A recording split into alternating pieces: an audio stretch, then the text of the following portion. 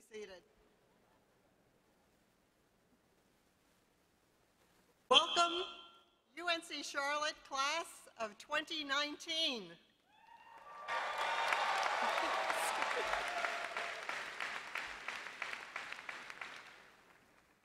My name is Joan Lorden, and I'm the Provost and Vice Chancellor for Academic Affairs. Today is day one of your college career at UNC Charlotte.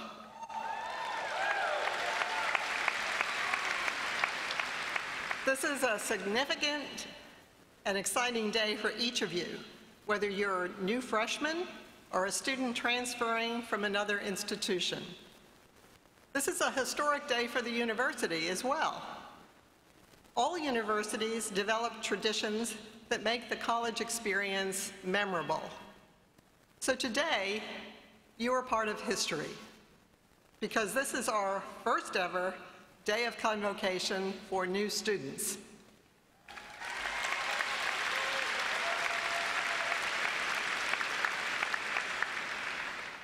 At the entrance of the university, you've seen our mascot, the miner, or perhaps you've seen his younger brother, Norm.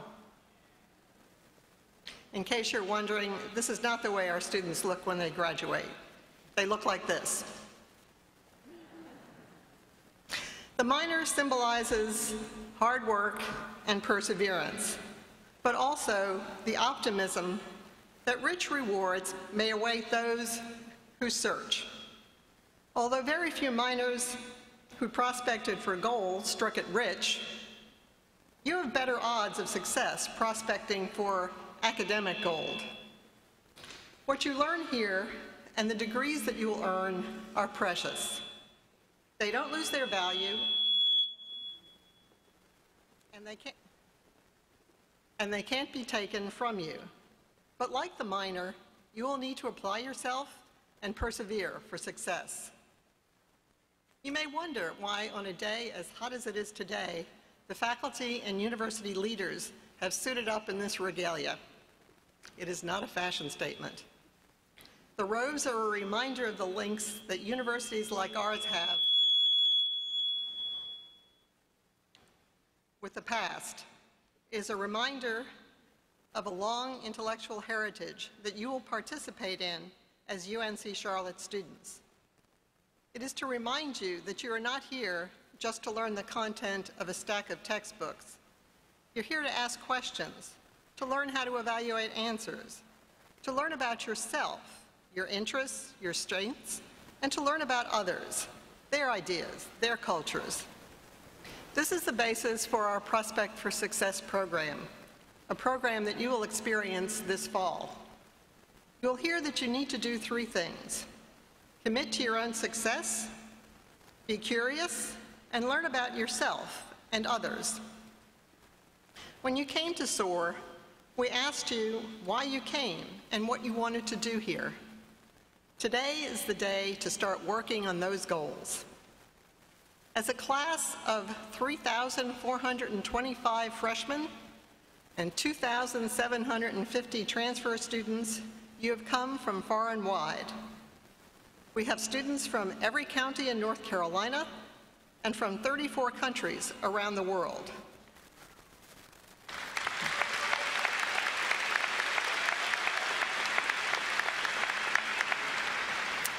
So whether you are one of the 81 students from Audrey Kell High School, or one of the 671 students from Central Piedmont Community College, or the one student from Seyful International School in Kuala Lumpur,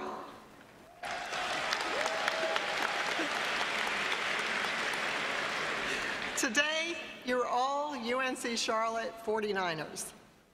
Today, on day one, it is your job to get to know your university and to start to chart a course for your future. So what today is all about is getting you started as prospectors for academic success. We want you to have an extraordinary experience here at UNC Charlotte that will prepare you for a rewarding life. In a few moments, you will hear from our Chancellor, alumni, faculty, and students. This afternoon, we'll ask that you grab a lunch and take it to a college. We want you to take time to visit the colleges, to meet more students and faculty, and to learn all about the opportunities that you have here.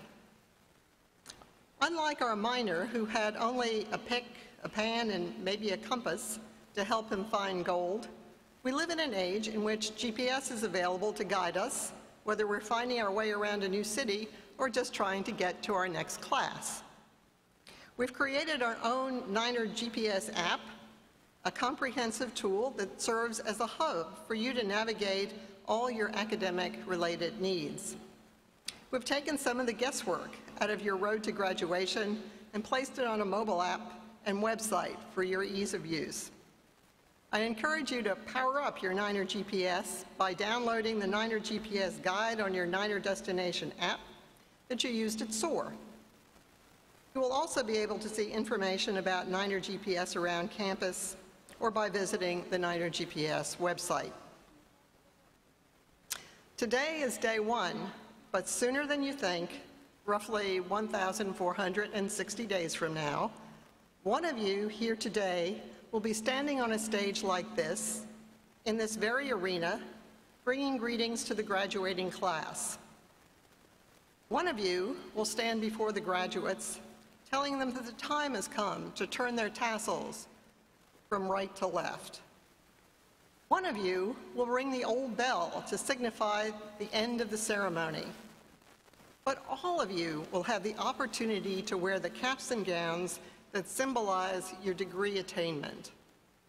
Today, as you officially join the ranks of the Charlotte 49ers, it's not too soon to start dreaming about and planning for that day. Now, before I turn the podium over to others, I have one small request of you.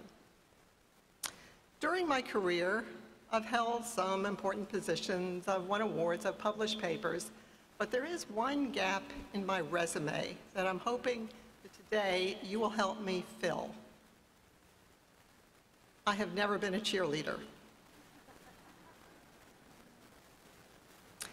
So today, I'm asking you to help me remedy that. We're going to start small with something simple, but this will be a cheer that you can use at any UNC Charlotte game. So, when I say 40, I want all of you to say Niners. And remember, it's a cheer, so you need to be loud. Ready? Great. 40. Excellent.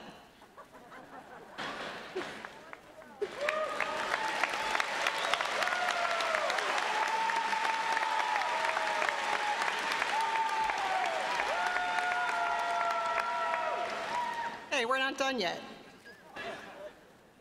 Now I want you to try this by yourselves. So, when I give the signal, all of you over here, to my right, you say 40. All of you over here, to my left, you say Niners. Those of you in the middle, say anything you want. Okay, now you're going to be on your own this time, so pay attention.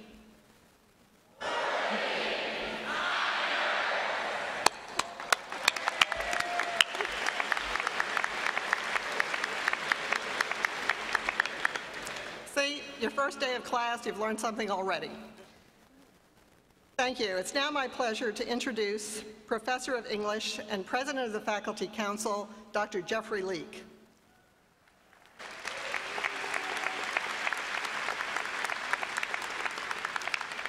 Dr. Leake joined UNC Charlotte in 1998 after receiving his Doctor of Philosophy degree from Emory University. Dr. Leake's current research focuses on the complex social history of African American poets in the U.S. and Europe in the 1950s and 60s. His biography of the Black Arts Movement writer Henry Dubois was voted Best Nonfiction Book of 2014 by the Black Caucus of the American Library Association. Please welcome Professor Leek.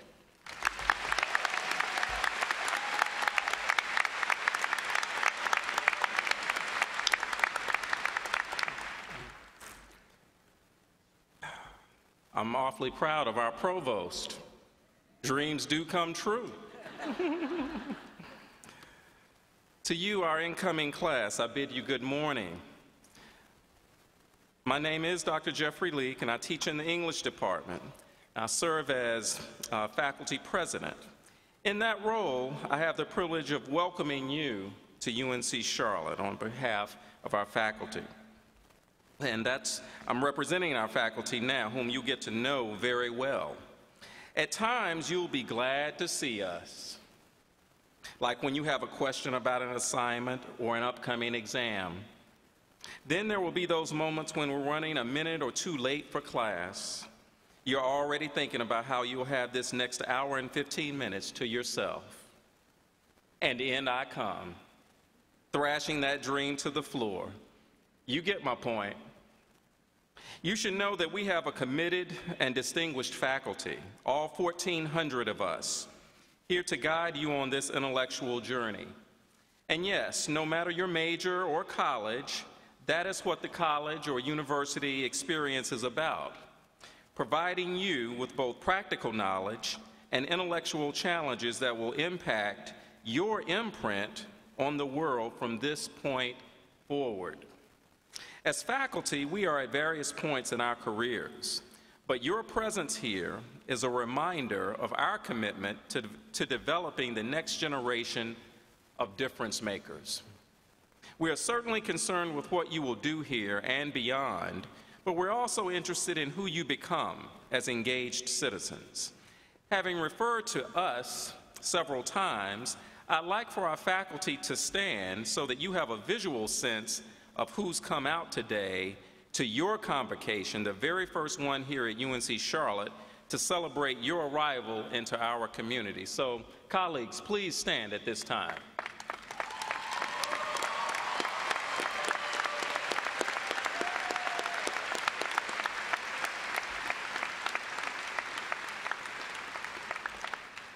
Thank you. Amongst us, you will find faculty of distinction. Many of our faculty have won or been nominated for the following awards: Bank of America Teaching Award, Bonnie Cone Early Career Professorship in Teaching, First Citizens Bank Scholar Medal, Bonnie Cone Distinguished Professor for Teaching, Harshini Da Silva Graduate Mentor Award, Fulbright Scholar, and Chancellor's Professor, and the Omax Gardner Award, which is awarded by the UNC system.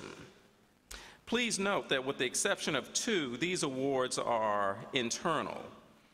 Some of you have already distinguished yourselves academically. Others of you have proceeded apace, but you've not reached that higher gear of self-discovery. Wherever you may be located on that continuum, now is your time, and this is your place. In those moments when you get frustrated or just need to let it all, figuratively speaking, hang out, I've got some words of wisdom from one of you. I'll call her MW, a small town girl for whom the university and Charlotte may as well have been New York City.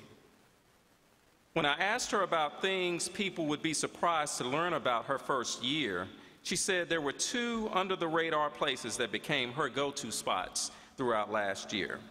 Over in the student union in Norms, there's an Xbox and other games. She also indicated that she got her sweat on with kickboxing in the student activity room. In other words, she managed and indeed challenged her mind, body, and spirit. Were things perfect for her? No way. But that's when the most satisfying learning takes place, in and outside the classroom. So take full advantage. It's your time. It's your place. And now I'd like to introduce to you our Chancellor, Dr. Philip Dubois, a native of Oakland, California, and a graduate of UC Davis and the University of Wisconsin-Madison. Chancellor Dubois is in his 11th year as Chancellor here at UNC Charlotte. Recent community recognitions for Chancellor Dubois and UNC Charlotte include the 2015 Case Inclusion and Diversity Leadership Award, the 2014 Leo M. Lambert Engaged Leader Award, the 2013 Belk Innovation in Diversity Award, and the 2013 Charlotte Energy Leadership Award. Again, it's my privilege to introduce our Chancellor, Dr. Phil Dubois.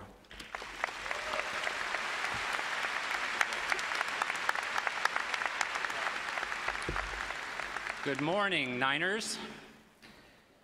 As explained by Dr. Lorden, this is our first ever convocation for new students. You may not know this, but we also conduct a convocation every year for faculty and staff. That's the occasion for me to give my State of the University address. Consider yourself lucky that I only have 10 minutes here this morning. I've been asked to talk about the university's mission and our vision for the future. You'll be glad to know we do have a mission statement, and it's about 60 words long. But its most important sentence is the first one. UNC Charlotte is North Carolina's urban research university. In the UNC system, this is a distinct role. UNC Chapel Hill is the state's flagship research university. NC State is the state's land-grant university. UNC Asheville is the state's liberal arts institution, and so on. But our focus, uniquely, is on Charlotte and the region. What does that mean for this institution and for you as our students? First, it means that UNC Charlotte, like Charlotte, is all about dynamic change. Charlotte is the second fastest growing large city in the United States. UNC Charlotte is the fastest growing university in the UNC system. 46% of the enrollment growth in the UNC system over the last 6 years has been at one university, this one. That rapid growth means tremendous change in the physical look of the campus. In fact, some people have said that UNCC actually stands for under construction constantly. In just the last 10 years, we have built 10 academic buildings, including an uptown campus in Center City, a student union, a health center, and a football complex, 5 residence halls, not including a Greek village, a new dining facility, several recreational fields, new roads, and 4 parking decks. And there is more to come during your time here, including a new student health and wellness center, a science building, an admissions and visitor center, an additional residence hall, and a facility to house our new marching band. In the middle of 2017, light rail will be here on campus, giving you unprecedented access to the Center City and its many amenities, including internship sites, cultural institutions, professional sports, and UNC Charlotte Center City. And in fact, the light rail line will take you almost all the way to the South Carolina border. One train ride and a quick Uber can get you almost anywhere you need to go in Charlotte. Light rail will bring hundreds of visitors to enjoy our beautiful campus and for special events, such as our annual International Festival, which will be held this year on October 17th, my birthday. Getting into Charlotte is what will define your experience here from what you might experience anywhere else in the UNC system or even in the world. Engagement with the larger community to address both the opportunities and the challenges of a growing urban region is what defines us as North Carolina's Urban Research University. And those opportunities and challenges come in many forms, including those related to large economic institutions like the banks, environmental challenges, health and social needs, and many, many more. We are here to make a difference in this community, and you, as our students, join our faculty and staff as the difference makers. Getting involved in the community on campus and off, is an essential element of being a UNC Charlotte student. That can include being a mentor to younger students, projects to address conditions of homelessness in Charlotte, building a community garden, working with our faculty on community improvement initiatives, or even just donating blood in the annual blood drives on campus.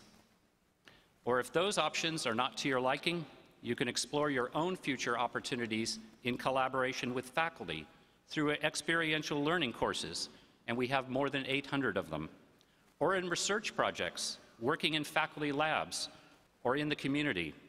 You can even participate in unearthing an important historical site in the heart of Jerusalem. All of this is not to say that we're all about business. College is also about having fun, developing as a person, finding out who you are and what you can become. And we have more than 350 student organizations which need your time, your talent, and your ideas. I stand before you today as Exhibit A of what a college education can mean. Look at this kid. He was intense. He came from a middle-class family. His parents had enough money to straighten his teeth, but not enough to send him to college, except there was a public university. And they understood that college matters in all kinds of ways to the individuals who receive college degrees and also to the society at large. Trust me, the people who knew me in high school would never guess in a million years that I would end up a university president or chancellor. This can happen to you, and your college degree will mean greater lifetime income, better health, and increased opportunities for your family and for yourself. So let's go forward together and make the next several years at UNC Charlotte as exciting as the last 10 have been. And I promise you the changes will be for the better. 10 years ago, when a student came to UNC Charlotte, they saw this pathetic sign. Today, a student sees this. 10 years ago, on the far side of campus, a student would see this field. Today, they see this.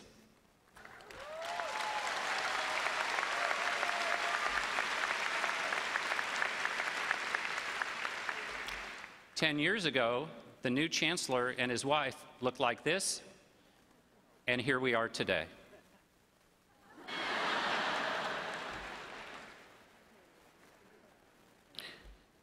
You look beautiful, dear. From our humble beginnings as Charlotte College in 1946 to our emergence as UNC Charlotte in 1965 to today, to our growth to 35,000 students over the next 10 to 15 years, it's a great time to be a Niner. Go Niners!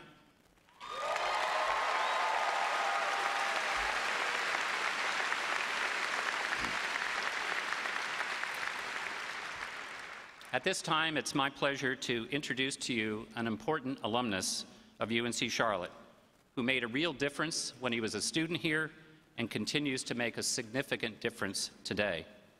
As student body president in the early 1990s, he played a key role in making it possible for this very facility to be built. After graduating from UNC Charlotte in 1993, he went on to excel in law school at an unnamed powder blue university, just up the road a bit.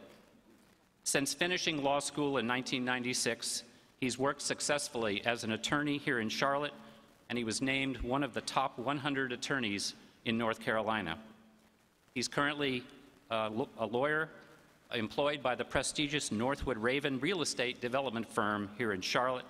He's a card-carrying member of the Board of Trustees of UNC Charlotte and a great friend. Please welcome Mike Wilson.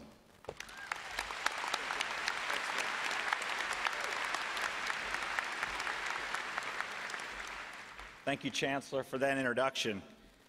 Despite the fact his jokes are horrible and he went to UC Davis, I really like the guy. So I have a horrible confession to make. I'm told there are about 4,700 people in this arena today. And I think if you'll bear with me for 7 or 8 minutes, you will be in agreement that I am, in fact, the biggest idiot here. That's right. For all the honors and the awards and the accolades, I am an idiot, or at least I was at age 19. So let me tell you a little bit about my experience at UNC Charlotte and Bonnie Cone. So this always cracks the Chancellor up, but this is Bonnie Cone. This is the woman that I stayed at this university for. She's about 83 years old in that picture. The Cone Center is still named after her here. And I want to assure you, if you look at this picture for a moment, this mild-mannered, almost grandmotherly look could not be further from the truth. The founder of our university was a strong, intelligent, driven woman born in the time of men. But she was undeterred. She would not take no for an answer. It would be an exaggeration to say that this university saved my life, but it would be spot on to say that it changed my life. So here's my story. I had a good experience in high school. I went to East Burke in Burke County, just west of Hickory off of I-40. I was convinced I would get a full academic scholarship to the college that I had followed all the years of my youth, and that did not happen. So I learned a valuable lesson as a 17-year-old senior at East Burke, and that is I was not, repeat, not the smartest person in the room. And I was really bitter about that. So when I arrived on this campus, when I sat in assemblies or meetings like you all are today, it would be inaccurate to say I had a chip on my shoulder. I had a boulder on my shoulder. I had way more attitude than any 17 or 18-year-old should have. And then I had an opportunity to meet Bonnie Cone. I joined a fraternity here on campus. The advisor of my fraternity was a very prominent faculty member, the head of the Department Chair of Religious Studies, Dr. Lloyd Witherspoon. He's still with us today, and he would take myself and a guest that I wanted to invite once or twice a semester to go to the opera or the symphony with Bonnie Cone. I think he was trying to polish me up a bit, if you will. So that was an amazing opportunity. I'd never been to the symphony. I'd never been to the opera. And so I got to go with the advisor of my fraternity, and I got to meet the founder of our university, Bonnie Cone. And so I got to be a sophomore. My grades were good. I was beginning to plan to go to law school, and I had this bright idea. What I needed to do was I needed to transfer. I needed to transfer from this great institution to go to a different institution that I perceived that was better, because I wanted to make sure that my application was as strong as it could be when I went to law school. So I went over to the Religious Studies Department. I sat down with Dr. Witherspoon. We called him Doc. I said, Doc, I need to talk to you about something important. He said, yes, Michael. He says, what is that? I told him my plan. Nodded his head. He said, well, we want the best for all our students. And he said, well, what should we do? And I said, well, I think what I need to do is I need to ask Bonnie Cone for a transfer letter of recommendation. Show of hands, biggest idiot in the arena? Looking at him, maybe. I feel like I was. So Dr. Witherspoon, being the excellent educator he was, allowed me to move forward with my bulletproof plan and fall right on my big fat head. He said, yes, well, we will certainly call Miss Bonnie up. We'll do that right away. So let me give you a little context for who Bonnie was, and then I'll wrap up the story.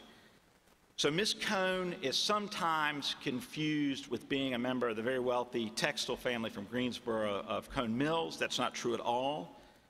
She had an amazing vision and drive, but she was just, air quotes, just a young lady from South Carolina. She grew up in Coker. Her father was a farmer and businessman. Her mother was a talented seamstress and needleworker. She did really well in school. She went to public school. She graduated magna cum laude in 28 from Coker College, and she got her first job teaching math and French, of all things. And she rose up and was such a good teacher, she caught the eye of the superintendent of the biggest school system in North and South Carolina at that time, Dr. Geringer, and that was right here in Charlotte, North Carolina. So he was the principal of Central High, and that's where Central Piedmont is located today. And that's where our university began, in the basement of Central High.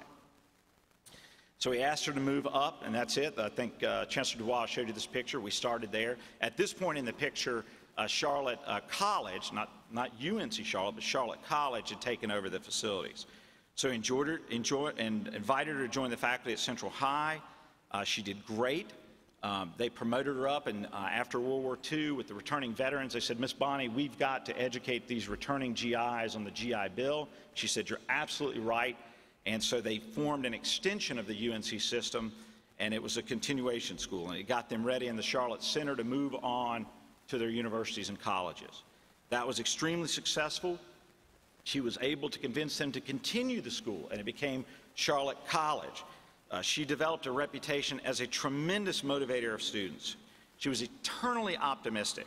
She would never let a student give up on their education. If they were working their way through school, if they were going to school at night, there are hundreds of executives, men and women in Charlotte today, that when you meet them will say, I knew Miss Bonnie, she would not let me give up on my education. She had a plaque that sat on her desk, and for many, many years. And this quote really sums up, this motto that she had on her desk really sums up the essence of Bonnie Cone to me. And the quote is this: I am only one, but I am one. I cannot do everything, but I can do something. What I can do, I ought to do. And what I ought to do, by the grace of God, I will do. She had a power that was unbelievable and motivated people, legislators, business people alike. She believed that Charlotte College needed to join the UNC system. She believed that that would be a catalyst for change, and that by getting the state dollars and having the students from around the state and our region, and even today, as Dr. Lorden said, the world, join us here, it would be an amazing catalyst for change, even for the local economy. Along with the support of local government and business leaders, she assembled this campus of 1,000 acres. And so this is a different picture of the barn. But it didn't fall out of heaven. She came out here. She met with the local people. She sold them on the fact that they should sell the land. They didn't condemn it or take it. They sold it willingly for a fair price because they wanted this institution to grow, to thrive, and to be here. There's a building here named on campus. There was a prominent businessman at this period of time in the early 60s named Oliver Rowe. He's reported as having come here to this campus with Bonnie Cone and walking past this barn. She knelt down, she picked up some of the dirt and let it fall through her hands, and she said, "This is the place. This is the place." And I say to you today, this is still the place. On March 2nd, 1965, Charlotte College was elevated by the North Carolina legislature to be the fourth of the UNC schools. There was UNC Chapel Hill, NC State, and UNC Greensboro. We're the fourth school in the system. We're now the third largest in the system. They better keep an eye on their backs. When word from Raleigh reached campus, a spontaneous celebration erupted. The story goes that Miss Bonnie's assistant put the phone to the window and she said, "Miss Bonnie, can you hear that? Can you hear that? They're ringing the victory bell because we've joined the UNC system." And the victory bell sits right over here. You can see it now. You'll see that bell often at athletic events, and it will be back here in this arena when we assemble again to celebrate your graduation, your matriculation from this institution.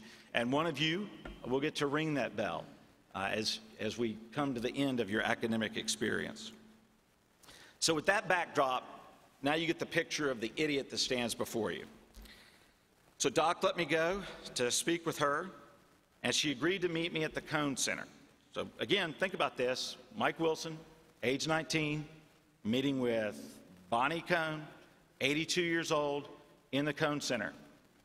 We both have a bowl of tomato soup and split a grilled cheese sandwich, right below where the beautiful portrait of Bonnie Cone hangs. And I asked Miss Bonnie, I tell her about my very self-important plans to transfer, to go to law school, and ask her if she'll write the transfer letter of recommendation. She nods her head, quietly, politely, and she listens. She always called me Mr. Wilson. She never called me Mike or Michael. A bit like being in trouble with Mr. Wilson. She said, "Let me ask you this. Is it more important to you to be a part of something that someone else has built for you, or to be a part of something that you have helped build yourself?" When you've thought about that, when you know the answer to that question, when you can tell me the kind of person that you are, come back and see me and we'll finish our discussion about the transfer letter of recommendation. Well, I had no idea what had happened. I didn't know what she meant. I didn't know if I'd gone to the Mount and spoken to a guru. I was very confused. And so I asked my friends when I went back to Moore Hall, and at that time it was an all-male residence hall, and they all were in complete agreement of one thing, and that was I was an idiot. And they said, you are in fact an idiot. They said, she is asking you to stay here and to help build something of significance, to make your imprint on this university, on this 1,000 acres of land, and your academic advancement, just as she did. And so I embraced it. I decided with my friends that we would take over the campus and we would do what we could to make this the best university in the system, and to advance ourselves and to try to learn, to grow. I ran for student body president that spring as a sophomore. We won in a landslide. I had an opportunity to serve as a junior, and it was a great experience. And the real lesson was, for me, whether I was a 49er, whether I had the courage to stand here and to pursue my academics, or whether I had to seek the comfort, the protection of obtaining a degree where a number of other students had gone before me, almost a cowardly way of trying to find success or validation in a herd of sheep, rather than standing confidently on my own 2 feet. And I've never looked back. In 1990, when UNC Charlotte marked the 25th anniversary of its induction into the University of North Carolina system, Miss Bonnie joined us in ringing the old victory bell that UNC Charlotte used for special occasions. Be a slide here in just a second of a younger me with more hair and less weight. So that's actually me and Bonnie Cone. That young man in the photo is from 1990. And I would ask that all of you remember Miss Bonnie as you begin your journey here today. We have over 28,000 students. We have over 100,000 graduates. Today, my friend Thea Jamil, who's the Executive Vice President of Duke Energy, is having that building lit in green in your honor tonight, if you make it downtown.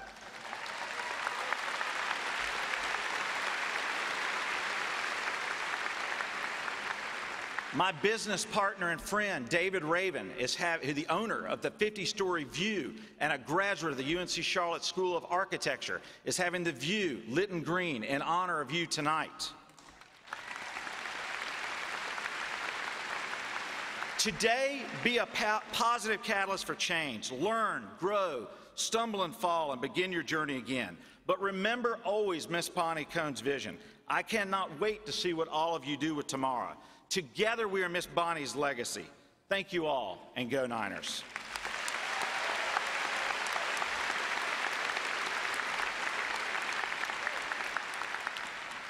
I would now like to introduce Professor Gregory Starrett for the keynote remarks and assure you that he is not an idiot, and he is very much worth listening to. Professor Starrett is a professor of anthropology. He joined us in 1992 after receiving his doctorate from Stanford University. He has researched, spoken, and published on cultural politics of Islam in the Middle East, secularism, religious commodities, and public culture in Egypt, African-American Muslim communities, and the ritual and multicultural education in the U.S., and on the folklore of bioterrorism. He has served as president of the Middle East section of the American Anthropological Association. He's editor of the Review of the Middle East Studies, and he's on the editorial boards for Comparative Studies in Society and History. Dr. Starrett has been a finalist for UNC Charlotte's Bank of America Teaching Award for Excellence, and he is a past president of the UNC Charlotte Faculty Council. Please join me in welcoming Dr. Starrett.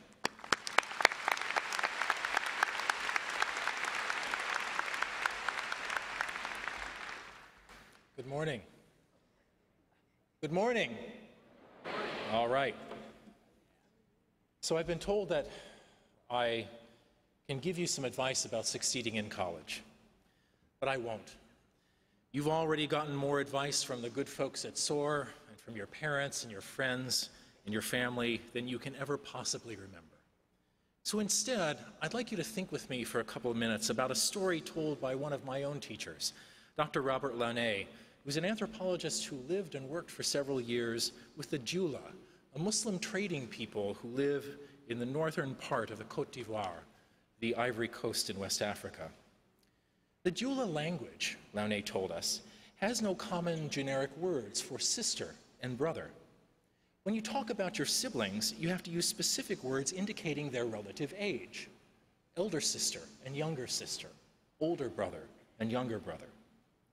Your older brother is your koroche, and your younger brother is your doroche. But sometimes people drop the gender markers, che for males and muso for females, and they refer to their siblings simply as koro and dogo, my older and my younger. The words describe a relationship of authority between siblings. Younger brothers owe their older brothers loyalty and obedience, and they do some work for them like running errands. In turn, older brothers help provide for their younger siblings and take care of them. Now, this naming tradition raises an interesting question. Because if your language makes you refer to your siblings as either older or younger, what do you do with twins? Siblings born on the same day. Which twin do you call older? Well, clearly you know from the birth order, the Jula say. One twin is always born before the other. That's how you know who is Koro and who is Dogo. Ah, Launay said as he wrote this down in his notebook. So the twin who is born first is the Koroche, the older sibling. Oh, his Jula friends corrected. That would be ridiculous. The second-born twin is obviously the elder. Now, the idea that the second-born twin is older might seem strange to us, but it comes from local perceptions of authority between siblings. You see, the Jula explained, when it's time for birth, the unborn elder twin sends her younger sibling on an errand. Go out into the light of the world, she says, and check things out. And if everything looks okay, let me know and I'll follow you. Now, for the Jula, you don't get to be older by being first into the world. The relationship between elder and junior is already set before birth, already part of the order of the world. So birth order doesn't create the elder-junior relationship. Birth order doesn't determine the relationship of authority. It simply reveals it. It brings it to light. Now you know who was who already. Now back up. Half a minute ago, I said that this strange-sounding practice depends on local understandings of authority. The way the Jula name twins makes sense as soon as we place the practice in the context of the rest of their culture. But if that's true, then the same must be true of our own instinct to frame elder and junior in terms of who has more clock time in the world. Our assumptions about the connections between time and status are neither more natural nor more logical than Jula assumptions. We're just used to them. So here we face a choice in how to interpret the story. We can learn a lesson about cultural difference and leave it at that. We do this, the Jula do that, they're both fine. Or we could perhaps ask whether the Jula understanding of status might be more perceptive than our own. You see, the Jula have long understood something that social science is still trying to come to terms with. That each new life comes into being in the midst of a world already in motion. And that in many ways, the place of each new person has already been set long before their birth. This idea bothers Americans because we believe that our paths through life should be primarily the result of our own individual efforts, what we've done with our own clock time in the world. But that's not really how it works. Our own efforts are always shaped by something bigger. Take the example of Isidore Rabi, who used to teach physics at Columbia University in New York City. In 1944, Rabi won the Nobel Prize for his work on nuclear magnetic resonance. And a friend asked him why he became a scientist rather than becoming a doctor or a businessman like all the other immigrant kids from his neighborhood. "My mother made me a scientist without ever intending it," he said. Every other mother in Brooklyn would ask her child after school, "So, did you learn anything today?" But not my mother. She always asked me a different question. "Izzy," she would say, "did you ask a good question today?" That difference, asking good questions, made me a scientist. Asking good questions. The best questions, obviously, are the ones we don't have answers to yet, questions that push us to look beyond what seems like common sense, to pursue an understanding of what is invisible, and to put it into words, or into the language of mathematics, or the language of images, or the language of music. To bring the unknown into the realm of description and understanding, that is success. But like the Jula twin, whose status is set before her birth, these arts of questioning are traditions that have existed since long before any of us was born. Now, you'll hear people say that college is about jobs, and that what employers want from college graduates is critical thinking skills. What they usually mean by this is that they want women and men who can solve the practical problems their bosses give them. Those are good skills to have, and you'll pick up a lot of them along the way here. But real critical thinking is something more than that. We don't want you just to be able to solve problems that someone else gives you. Our goal is to help you to become people who can decide what are the questions that matter. We've brought you here because this is a place where you can start building a better way of understanding the world. This is not an easy thing to do. It will take years of hard work and practice on your part, but it's the only good reason to be here. We don't know where the jobs will be when you graduate, but we do know that we will always need people who know how to think and how not just to answer the questions that are given to them, but to think about what the important questions are in the first place. Now, Chancellor Dubois has told you about building in brick and mortar, and Mike Wilson has told you about building your own future. But there's another building behind all of this, a vast structure of multiple traditions of questioning that stretch back thousands of years in 1,000 places on the globe and now find their place here. And like the Jula twin, you have to learn to work with the tools your traditions provide. In this case, traditions of inquiry, of thought and debate and criticism and questioning and rejection and further exploration, which are the tools for you to build a better future. We're not giving this tradition to you. It doesn't work that way. And you are not purchasing it with your tuition. That's impossible. There is, in fact, no idea more stupid than the idea that what universities do is to transmit information to their students, selling them ready-made boxes labeled chemistry and history and nursing and engineering. These fields are not boxes of facts.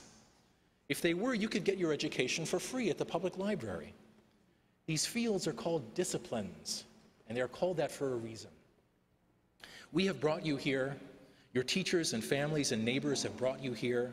The state of North Carolina has brought you here to introduce you to these disciplines, not in the form of crates stuffed with facts, but in the form of a heritage, a genealogy of thought, a network that extends outward from where we are now to connect different places and times.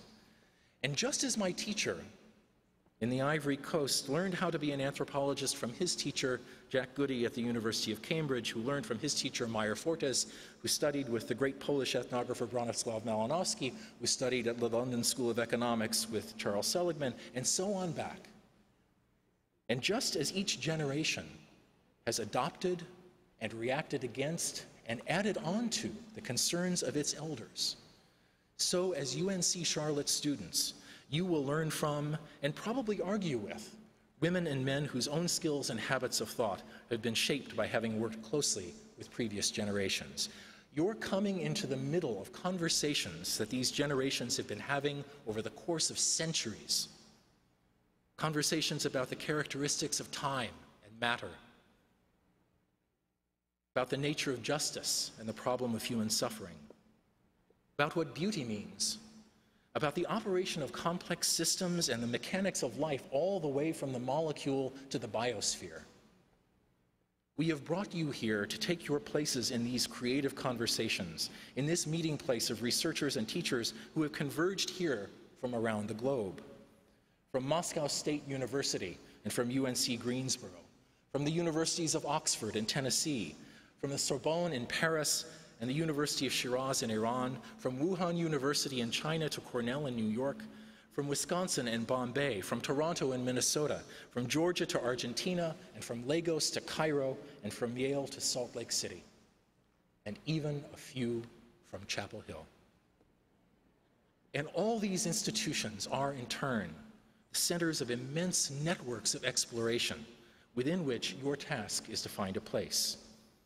So as you become UNC Charlotte students and join these conversations and begin to think about what questions matter, the first question I have for you is this. Are you ready? Are you ready? Good. We're counting on it. And now to move us toward that goal, it is my very great pleasure to introduce you to one of your colleagues, a junior majoring in finance and the president of the UNC Charlotte Student Government Association, Mr. Mitchell Daratani.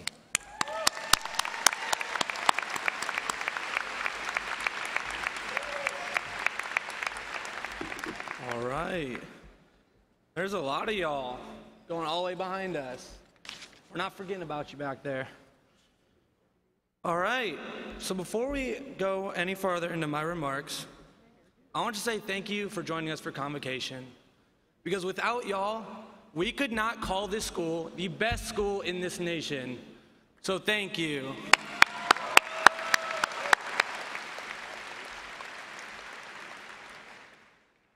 Well, with this being the first Convocation, I want to remember this moment. So first, look up here, and on the count of 3, say Charlotte. We're going to take your class picture.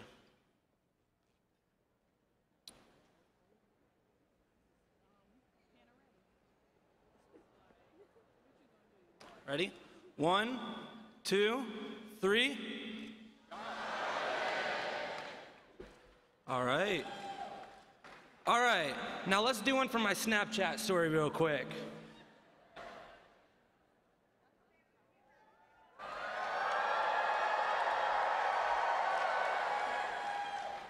All right, make sure to follow me. All right, these pictures will be posted to the Student Convocation website. Well, on behalf of the student body, I'd like to say, welcome to your new home. It's great to have you here. From one student to another, I want to give you 3 challenges.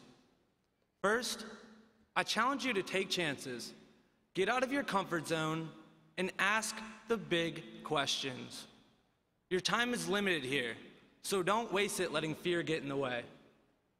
Don't let the noise of others' opinions drown out your own inner voice. Have the courage to follow your heart and follow your intuition. Second, I challenge you to not only go to class, but to go all in, whether that means attending sporting events, running for elected positions, pursuing internships, or joining organizations. Getting involved will only heighten your experience. And third, find your passion. Find what makes you happy, because at the end of the day, it's your responsibility to take advantage of the next few years. So don't waste a minute. Being a 49er is not achieved by simply attending UNC Charlotte. You achieve this honor by showing the world that you hold yourself to a noble Niner standard. This standard pushes you to explore the world around you, pushes you to discover a newer and stronger you every single time you fail. And most importantly, it pushes you to succeed. This is day 1 of the most amazing adventure of your life. Build your story, build your community, and be a part of a tradition. Embrace the adventure that they call college. Thank you, and go Niners.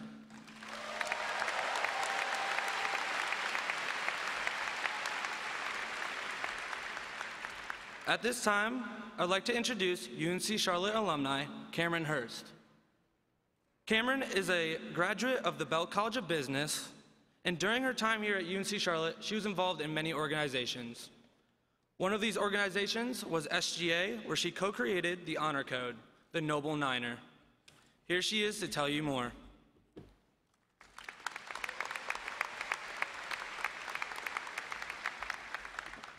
Good morning. I'm Cameron Young Hurst, a proud member of the Niner Nation. I'm a 2008 graduate of UNC Charlotte with a Bachelor of Science in Business Administration. I earned an MBA from the Citadel, and I'm currently a senior project manager at Blackbaud, a software company that works exclusively with nonprofit organizations. When I was a student at UNC Charlotte, I was involved in several different student organizations, including the Student Government Association, or SGA. As the Secretary of Academic Affairs for SGA, and working with other student leaders on campus, we felt that there was a need to clarify and emphasize academic and moral integrity on campus. We thought doing so would enhance the reputation of UNC Charlotte and allow our university to become more solidified with other respected universities. After researching UNC Charlotte's academic code, I found that it was 10 pages long and difficult to understand. Looking at other institutions, I noticed they had an honor code that complemented their code of academic integrity and summarized the university values related to academic and moral integrity. Determined to create a document that was exclusive to the needs of UNC Charlotte, the group decided we should have 9 points to the honor code, thus truly being the Noble Niner. We met with faculty and different student organizations over many, many months to determine what those 9 points should be. The Noble Niner describes the ethical principles and responsible conduct that UNC Charlotte students embrace, respect, and practice. The work I was involved with in creating the Noble Niner is one example of how students at UNC Charlotte are truly able to make a difference on campus. When I was invited to speak with you today, it was fulfilling to find the Noble Niner prominently displayed on UNC Charlotte's website and as part of this convocation. I'm very proud to present to you your Noble Niner. Scholarship. A Niner shall strive for academic excellence in and out of the classroom while maintaining academic honesty and ethical values. Integrity. A Niner shall act to uphold and improve oneself, the community, and the high standards of the institution. Respect. A Niner shall welcome all aspects of individuality and self-worth while embracing the learning opportunities that diversity provides. Accountability. A Niner shall hold others responsible for their actions while accepting responsibility for one's own. Dignity. A Niner shall appreciate the intrinsic value of the institution and work to preserve the 49er environment. Honor. A Niner shall appreciate students, faculty, administration, and staff as contributing members of the university community. Compassion. A Niner shall demonstrate genuine consideration and concern for the needs, feelings, ideas, and well-being of others. Character. A Niner shall exemplify all qualities and traits that promote fellowship and camaraderie among the student body, faculty, staff, and administration. Nobility. A Niner shall exhibit the virtues and values listed above, which befit all members of our Niner Nation. Scholarship, integrity, respect, accountability, dignity, honor, compassion, character, and nobility, the components of the Noble Niner, are an important part of student life as you successfully obtain your degree at UNC Charlotte.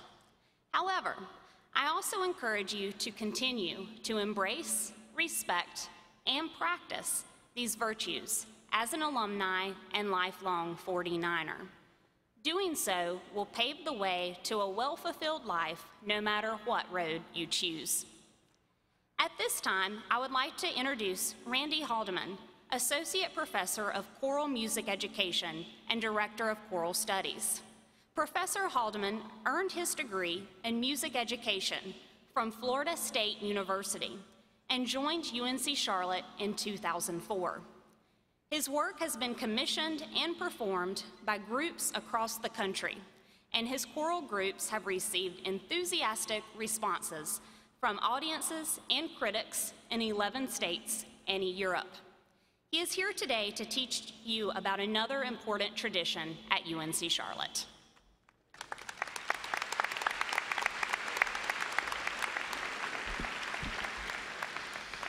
Thanks, Cameron.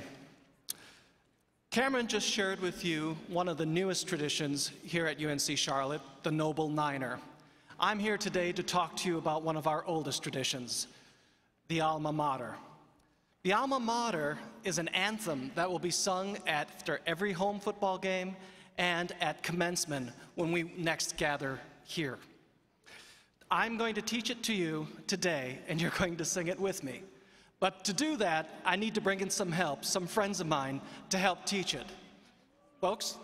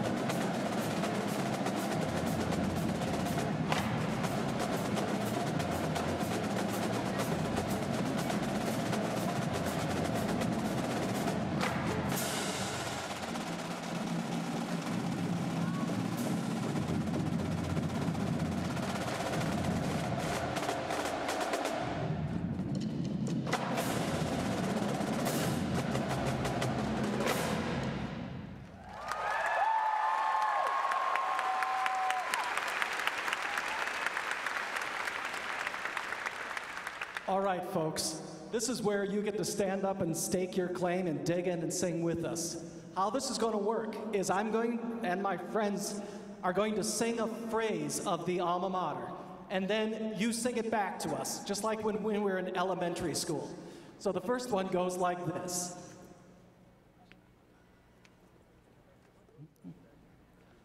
Hail University to you, we sing our praise. Your turn, here we go. Hail University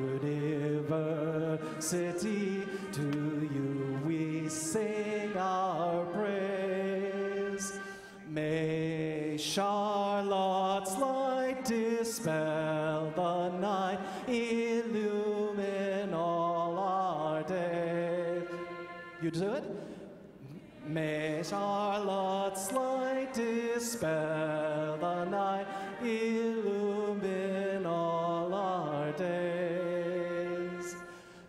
In Carolina's crown, the brightest gem we seek. Go ahead, sing it out. In Carolina's crown, the brightest gem we seek. Without your blood, our finest star would hold no victory. Without your our finest star would hold no victory. So let us us love your life and cherish your great name. Oh, let us love your life and your enduring fame. It's okay, it's okay. All right. After that call and response, now it's time to do it for real. And we always stand for our alma mater. Ladies and gentlemen, stand up, dig in, stake your claim. UNC Charlotte's alma mater. Maestro. Hail University, to you we sing our praise. May Charlotte's light dispel the night, illumine all our days. In Carolina's crown, the brightest gem we seek. Jordan's part, our finest star would hold no victory. So let us love your life and cherish your great name. To aid your cause, uphold your laws and your enduring fame. Good job. Good job.